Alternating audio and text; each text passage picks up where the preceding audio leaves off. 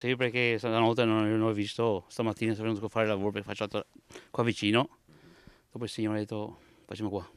È una mattinata di lavoro per rimuovere i detriti del tetto distrutto in via Segat a Reana del Royale, con un'abitazione di 2 piani il cui tetto ha preso fuoco alle 2:30 di notte del giovedì. Il proprietario della casa, il signor Luigi, racconta l'accaduto. Erano le 2:30 di mattina e ho detto rispondo, se mi chiamano l'inquilino, perché sì. E praticamente c'era questo incendio abbastanza vasto che ha preso tutto il tetto praticamente di questa parte di abitazione. Lui ha chiamato subito i pompieri prima di chiamare me, ha avvertito la famiglia accanto perché le case sono collegate, se vedete ce n'è una bianca e una gialla.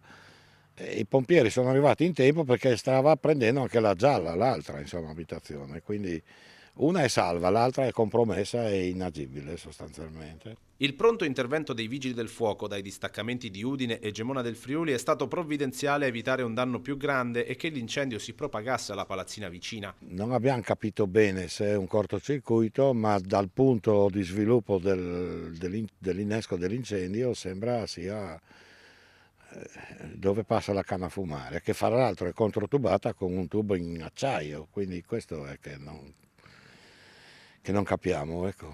Prima vedere le travi come sono, se sono da cambiare o non da cambiare, decide il padrone di casa.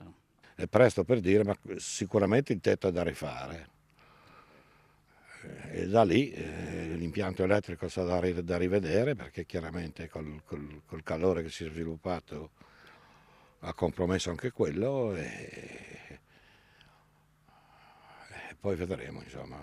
L'inquilino è uscito illeso ed è ora ospite di parenti. Danni notevoli e difficile capire se il bicchiere è mezzo pieno o mezzo vuoto. Un brutto regalo per l'inizio del 2026. Ho la fortuna che ho un'impresa che mi lavora qua, quindi mi sta portando via i copi che hanno buttato giù, tutto per liberare quella stradina che c'è lì e che non ha preso l'altra parte di abitazione.